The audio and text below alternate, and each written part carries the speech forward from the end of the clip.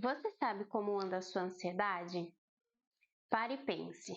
Se você passa a maior parte do seu dia pensando em coisas que ainda vão acontecer, por exemplo, se a maior parte do seu dia são pensamentos ruminativos, com aquela conotação do e se não der certo, e se acontecer tal coisa, e se não acontecer tal coisa.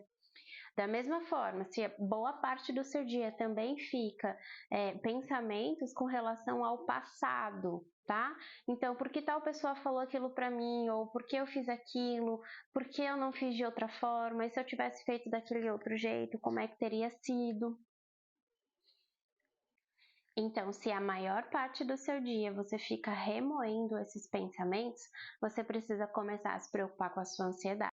Estar nesse estado te deixa mais tenso, por isso você sente tantas dores no corpo, por isso você sente, né, o seu corpo assim mais tenso, você quando está ansioso contrai mais, sabe, os dedos, enfim, por isso que você sente tanto desconforto físico também.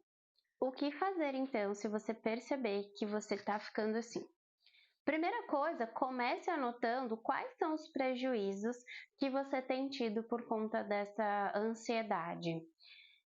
Então, quando você está nesse estado, a primeira coisa que você vai perceber é uma diminuição no seu desempenho. Por quê?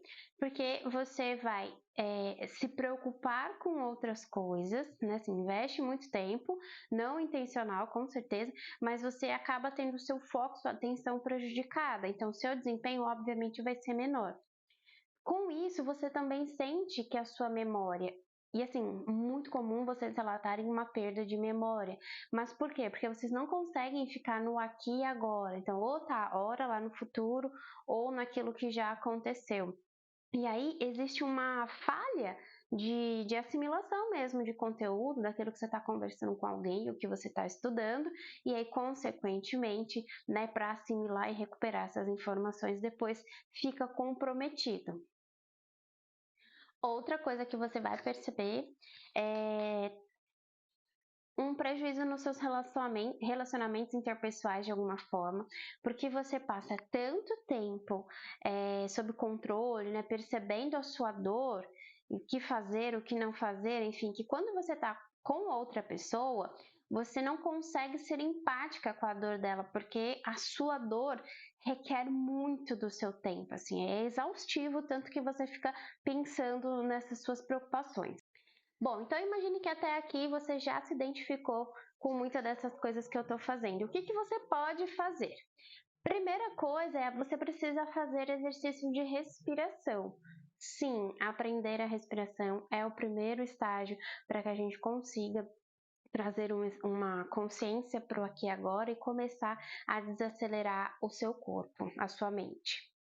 Outra coisa que você pode fazer é começar a conversar com as suas preocupações. Eu sempre falo assim, você vai delimitar um tempo. Então pega um pote na sua casa, uma caixa de sapato, enfim, qualquer coisa. E aí você vai determinar quando que você vai se permitir preocupar. Então, por exemplo, eu vou pegar lá das 2 às 4 da tarde, eu vou tirar um tempo e eu vou olhar para tudo isso. Aí pensa, se preocupa, faz tudo isso. Anota e deixa lá. Quando acabar esse tempo, você vai seguir sua vida, você tem muitas coisas para fazer. Se no meio dessas atribuições que você está fazendo, esses pensamentos ruminativos vierem, você vai dizer para você mesma, olha, eu tô aqui ocupada com outra coisa, eu só vou voltar a pensar em vocês tal hora. E também você pode escrever aquilo e depositar nessa caixa. Por quê? Porque você sabe que lá está guardado e que depois você vai voltar, você vai ter um tempo para olhar para tudo isso. Então você não vai ficar com aquele pensamento de que eu não posso esquecer de pensar naquilo, porque eu tenho que ficar pensando para ter certeza de que eu vou conseguir resolver ou cuidar ou não vou esquecer de fazer nada. Mas entendam uma coisa, essa ansiedade, ela vem de algum medo. Medo de ser insuficiente, medo do fracasso, medo de ser julgado, pode ser por um desses medos, e que elas podem ser até crenças que você tem, tá bom? Ou pode ser por todos esses medos juntos. Então entendam, precisa curar o medo, porque se você não cura o seu medo, você não cura a sua ansiedade.